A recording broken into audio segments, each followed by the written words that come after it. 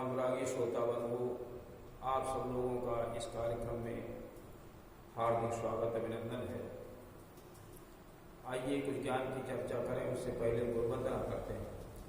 ओम गुरुर्ब्रह्मा गुरुर्विष्णु गुरुरेव महेश्वर गुरुरेव परब्रह्म तस्मै श्री गुरवे नमः। अखंड मंडलाकारं व्याप्तं येन चराचरं तत्पदं दर्शितं येन तस्मै श्री गुरवे नमः। मातृवत लालयित्री पितृवत मार्गदर्शिका नमो अस्तु गुरुश्रद्धायै श्रद्धा प्रज्ञायुता च। ओम श्री गुरवे नमः। भगवान श्री कृष्ण जी का ध्यान करें। ओम वसुदेव सुतं देवं कंस चाणूरमर्दनं देवकी परमानंदं कृष्णं वंदे जगद्गुरुम्। ओम श्री कृष्णाय नमः। गायत्री छंद से परमपिता परमात्मा से प्रार्थना करें, प्रकाश रूप परमात्मा से प्रार्थना करें कि हमारी बुद्धि को सन्मान को प्रेरित करें।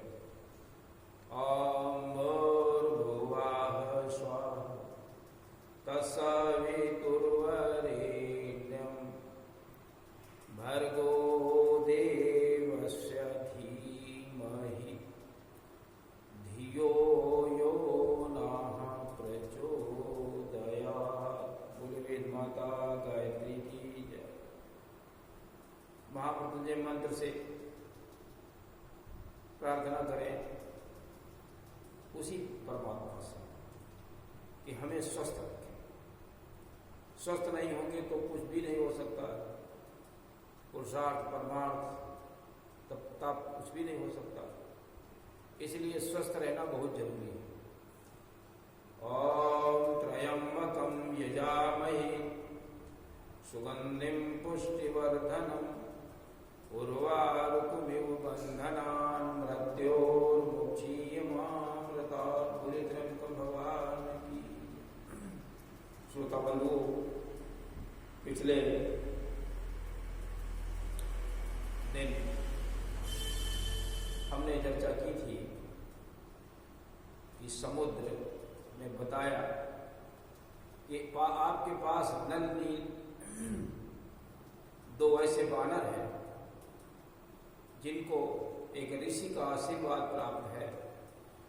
उसके स्पर्श करने से बड़े बड़े पहाड़ भी पानी में तैरने लगे। उनके द्वारा आप वृक्षों को डाल करके पानी में और उनसे वो शिल्पकार भी हैं, सेतु बना भी देंगे, उनसे आप बनवाइए, हम आपकी मदद करेंगे। ये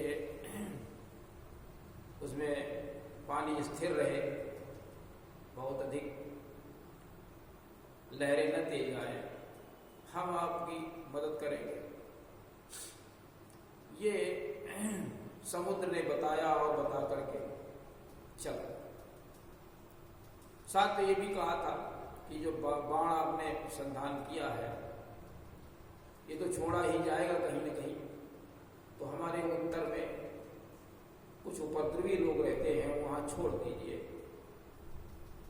जिससे कि वो नगरी नष्ट हो जाए। राम ने ऐसा ही किया, उस बाण को उस नगरी के ऊपर छोड़ दिया, जिससे वहां जो आताई लोग थे वो सब मारे गए। तुलसीदास जी लिखते हैं कि राम के गुण सारे मंगलों की खान है। अगर आप मंगल अपना चाहते हैं तो राम के गुणों को अपनाएं। क्या लिखा? सकल सुमंगल दायक और रघुनायक गुणगान सादर सुने। बड़े आदर के साथ उनको सुने और उनको गुनगुनाएं, बार बार दोहराएं और जीवन में उतार लें, तो आपका जो भी आपके कार्य हैं सब पूरे हो जाएंगे, धर्म अर्थ काम मोक्ष सब प्राप्त हो जाएगा, और जो दैहिक दैविक भौतिक तीन ताप है वो भी नष्ट हो जाएंगे। यही ताप ही भवसागर है। ताप हमारे पास धनाभाव है, मनोकामनाएं पूरी नहीं हो पा रही हैं, धर्म पथ पर हम नहीं चल रहे हैं, बहुत सी बीमारियां लगी हुई हैं, न जाने कितने प्रकार के रोग लगे हुए हैं। ये सब भगवान के गुणों को ग्रहण करने से ठीक हो जाएंगे। सादर सुनहि ते तरहि भव सिंधु बिना जलया। जैसे सिंधु को, समुद्र को पार करना है तो एक जहाज की आवश्यकता होती है, जलयान की आवश्यकता होती है। लेकिन इस भवसागर को अगर आपने राम के गुणों को जीवन में उतार लिया तो फिर इस भवसागर को आप बिना किसी यान के पार कर जाएंगे। वही वो भगवान के जो गुण हैं वही जलयान बन जाते हैं और आपको पार लगा देंगे। यही बात जामवंत भी राम से कहते हैं। क्या कहते हैं? सुनहु भानुकुल केत जामवंत कर जोरी कह। हे भानुकुल, हे सूर्यवंश की ध्वजा के रूप में भगवान श्री राम ये जामवंत कहता है, सुनो। क्या कहता है? नाथ नाम तब से नर चढ़ी भव सागर तरे। हे नाथ, आपके गुण, यहाँ नाम का अर्थ भगवान के गुण से है। जहां कहीं नाम लिखा हो वहां आप भगवान के गुणों को ही लगा दें। हालांकि अधिकांश लोग नाम को कहते हैं कि राम का नाम, लेकिन तुलसीदास जी कहते हैं कि आपके गुण ही, जैसे उन्होंने कहा ना, सकल सुमंगलदायक रघुनायक गुणगान। सारे मंगलों को देने वाले भगवान के गुण हैं।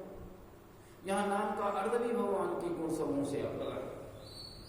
नाथ नाम तब से, आपके जो गुण समूह है वही सेतु है, वही पुल है। नर चढ़ी भव सागर तरहि, और मनुष्य उन गुणों को जीवन में उतार करके इस भवसागर भवसिंधु को पार कर लेते हैं। बहुत जगह गुणों की ही बात कही गई है। तुलसीदास जी ने कई जगह लिखा है, धर्म और काम मोक्ष पाने के लिए ये भगवान के गुण ही उसका मुख्य आधार है। जैसे जगमंगल गुण राम राम की, दानी मुकुति धन धर्म धाम के।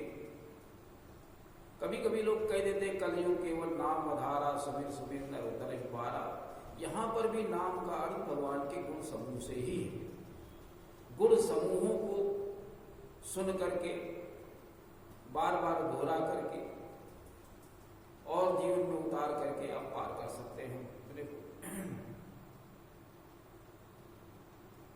तो भगवान के गुणों को अपनाएं। 5 गुण मुख्य हैं। पुरुषार्थी बने, परमार्थी बने, तपस्वी बने, अपरिग्रही बने, समदर्शी बने। अब तपस्या के अंतर्गत कई आ जाते हैं। वेद विद होना, सतोगुणी होना, इंद्रिय निग्रह करना, ये सब तप के अंदर ही आते हैं। वेदों का प्रचार प्रसार करना। तो इस प्रकार से नल नील को आदेश दिया गया और बादलों को आदेश दिया गया कि आप लोग बड़े बड़े पेड़ ताड़ चीर के उखाड़ के लाए और पहाड़ लाए, नल नील को दे। लोगों ने ऐसा ही किया। क्या किया? अतः उतंग गिरिपाद और लील ही उठाए, आनि देहि नल नीलहि रचहित सेतु बनाए। वो बड़े बड़े पहाड़ और वृक्ष उगाड़ कर ला रहे हैं, खेल खेल में जैसे खिलौना खेल रहे हो इस प्रकार से ला करके नल नील को दे रहे हैं और नंदी उसका निर्माण कर रहे हैं पुल को। भगवान ने सुंदर संरचना देखी पुल की, बड़े प्रसन्न हुए। उनके मन में आया कि यहाँ हम शिव जी की स्थापना करें। बड़ी अच्छी धरती है, बड़ा अच्छा वातावरण है, हम यहाँ पर शिव जी की स्थापना करें। अब शिव जी की स्थापना में वहाँ कलाकार मूर्तिकार तो थे नहीं, तो बालू की ही एक पिंड बना करके रख दिया, उसका नाम लिंग रख दिया। लिंग का अर्थ यह है शिव जी की प्रतिमा। ये लिंग जो है शिव जी की प्रतिमा ही है, और उसका क्या नाम देते, शिवलिंग कह दिया। ये शिवलिंग, शिव की प्रतिमा। तो और उसको उसकी स्थापना के लिए मुनियों को बुलाया गया, श्रेष्ठ मुनियों को बुलाया गया। कभी कभी लोग कहते हैं रावण को बुलाया गया। तुलसीदास जी ने रावण के विषय कुछ नहीं लिखा। रावण को कौन बुलाएंगे? रावण से श्रेष्ठ स्वयं राम थे। ऋषि मुनियों को बुलाएंगे, श्रेष्ठ जाबाली है और वशिष्ठ हैं, विश्वामित्र हैं, ये बहुत से ऐसे ऋषि हैं, पाराशर जी हैं, बहुत से ऋषि श्रेष्ठ है जिनको बुलाया गया और उसकी स्थापना कराई, पूजन किया। क्या लिखते तुलसीदास भगवान राम कहते हैं, परम रम्य उत्तम यह धरणी, ओ महिमा अमित जाय नहीं बरनी, करी हूँ यहाँ शंभु थापना, मेरे हृदय परम कल्पना। कितनी सुंदर धरती है यहाँ पर, अमित का असीम, इसकी महिमा असीम है, सीमित से सीमा से बाहर है। कहाँ तक वर्णन किया जाए। यहाँ मैं शंभु की स्थापना करूंगा, मेरे हृदय में ऐसा मेरा मन कह रहा है, ऐसे मेरे अंदर कल्पना जागृत हो रही है शंभु की स्थापना कर। इतना सुना तो सुग्रीव ने अपने दूतों को भेजा और कहा श्रेष्ठ मुनियों को ले आओ। सब गए, श्रेष्ठ मुनियों को लाए और लिंग की स्थापना की, शिवलिंग की स्थापना की और उसका पूजन किया। क्या लिखते हैं, सुनि कपीस बहु दूत पठाए, और मुनिवर सकल बोली लया, लिंग थापि विधिवत करि पूजा, और शिव समान प्रिय मोहि न दूजा। लिंग की स्थापना, शिवलिंग की स्थापना, शिव जी की स्थापना की और कहा कि शिव से अधिक मुझे प्रिय कोई नहीं। कारण ये था कि शिव जी ने मानवता की रक्षा में सबसे अधिक काम किया। गांव जाते थे, वेद ज्ञान का प्रचार प्रसार करते थे, वेद की रक्षा करते थे, जो असुरी व्यक्तियां थी उनका संहार भी करते थे, और उनके अंदर, लोगों के अंदर पांचों गुण स्थापित करने का प्रयास करते थे, पुरुषार्थ, परमार्थ, तपस्या, अपरिग्रह और संघर्ष। शिव जी ऐसे ही थे। कौन जानता शिव जी किस बिरादरी के थे। सरलता थी उनके अंदर, दृढ़ता थी, और हमेशा बैल को अपने सामने रखते थे। कारण कि जिसमें हमारा पुरुषार्थ कभी कम नहीं। सबसे बड़ा पुरुषार्थी कौन होता है? बैल होता है। लोग बैल से तुलना करते हैं, अरे ये आदमी बैल की तरह काम किया करता है, कहते हैं तो ये जो है बैल इसलिए सामने हमेशा रहता है, आगे रहता है, बना रहता है, उसका और कोई औचित्य नहीं। बैल कोई सवारी करने की सवारी नहीं है, कोई साधन नहीं है। फिर कहते हैं, शिवद्रोही मम भगत कहावा, सोनर सपन्यु मोहि न पावा। शिव का द्रोही का मतलब क्या है? वो जो 5 गुण है शिव के, वो उसके ऊपर फूल न चढ़ाए, उनको वो जीवन में न अपनाए, तो शिव का द्रोही हो गया। और मेरा दास मेरा काम तो उससे कठिन है। असुर मारी था पही सुरन, और राखहि निज श्रुति शीत, और जग विस्तार ही विशद जस राम जन्म करहि। राम जी का जन्म का हेतु, ये राम का काम है, ये राम के गुण है। तो जो शिव के गुण को नहीं अपना सका वो मेरे गुणों को क्या अपनाएगा? सबसे पहला काम है कि हम शिव के गुणों के ऊपर पुष्प चढ़ाएं। सो नर सपन, वो व्यक्ति मुझे सपन में भी मेरी कृपा को नहीं प्राप्त कर सकता है। शंकर विमुख भगति चाह मोरी, सोनार की मूढ़ मति थोरी। शंकर के विमुख है, शंकर के गुणों को नहीं अपना सकता, और वो चाहता है कि मैं भगवान राम के गुणों के साथ चल लूंगा, तो वो नारकी है, वो उसका जीवन नरक जैसा हो जाएगा, और वो दुर्बुद्धि मूर्ख व्यक्ति है। मूढ़ मति थोड़ी, उसकी थोड़ी सी बुद्धि है। सबसे पहले हम अपना कल्याण करें, शिव जी के अनुसार चलें, फिर राम जी के अनुसार चलें। ठीक। शंकर प्रिय मम द्रोही, और शिव द्रोही मम दास। ते नर करहि कलप भय, घोर नरक मोह पास। शंकर प्रिय, भगवान के उन 5 गुणों के ऊपर तो फूल चढ़ा, और हमारा वो गुण नहीं अपना रहा है। कौन सा? मंत्राज, असुरता को समाप्त कर देवत्व की स्थापना की जाए, वेदों की रक्षा की जाए, वेद ज्ञान को जन जन तक पहुंचाया जाए, इसके ऊपर पुष्प नहीं चढ़ाता है, उसको नहीं अपनाता है, तो फिर और शिवद्रोही ममदास। और शिव के अगर उन 5 जो गुण है उनके ऊपर पुष्प नहीं चढ़ाता, और वो चाहता है कि हम राम का काम कर लेंगे, तो ये भी संभव नहीं। ते नर करहि कलप भरि, घोर नरक मोह पास। ऐसे लोग हमेशा तीनों ताप से घिरे रहते हैं, नरक जैसा उनका जीवन हो जाता, कभी उत्थान नहीं कर सकते। पहला काम है कि उन 5 के ऊपर पुष्प चढ़ाए, उनको जीवन में उतारे, गुनगुनाए, सुने, और फिर हमारा जो ये प्रयास है असुरता को समाप्त करते देवत्व की स्थापना की जाए, वेद की रक्षा की जाए, और वेद ज्ञान को जन जन तक पहुंचाया जाए। ऐसा अगर कोई काम करता है तो वो मेरी कृपा को पा लेता है, शिव जी की भी कृपा को पा लेता है। इस प्रकार से सेतु बन गया, सेना उतर कर उस पार हो गई। राम जी बहुत प्रसन्न हुए। अब लंका में खलबली मच गई कि सेना इस पार आ गई, समुद्र को बांध दिया। बड़ी बात है, समुद्र को बांधना के कोई छोटी बात थी, बड़ी बात थी। रावण भी बेचैन, मंदोदरी भी बेचैन, और वो कहती है कि हे नाथ, सीता जी को आप वापस कर दें, इसी में हमारा आप सबका कल्याण है। तो रावण को समझा रहे हैं, क्या कहती है? राम ही सौंपी जानकी, नाई कमल पदमात। सुत कहूँ राज समर्पि बन, जाई भजिए रघुनाथ।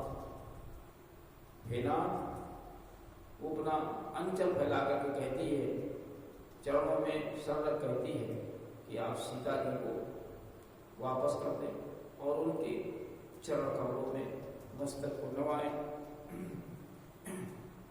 और सुत को, बेटे को राज समर्पित कर दें, और जिस रास्ते से भगवान चल रहे हैं उस रास्ते से आप भी चलें। ये उसने परामर्श किया।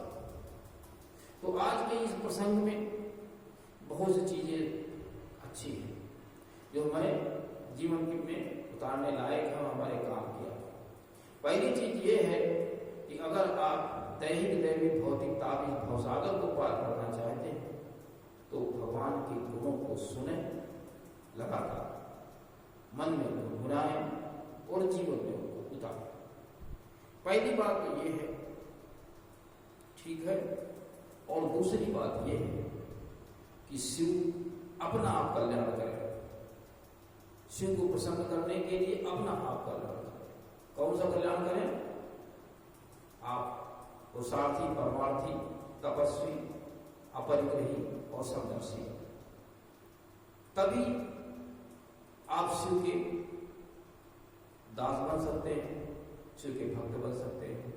इसके बाद फिर राम का काम करें, असुरता को समाप्त कर देवत्व की स्थापना करें और वेद की रक्षा करें, वेद ज्ञान को जन जन तक पहुंचाएं। इस प्रकार से अगर आप करते हैं तो निश्चित रूप से आप स्वर्ग के भागीदार बन जाएंगे।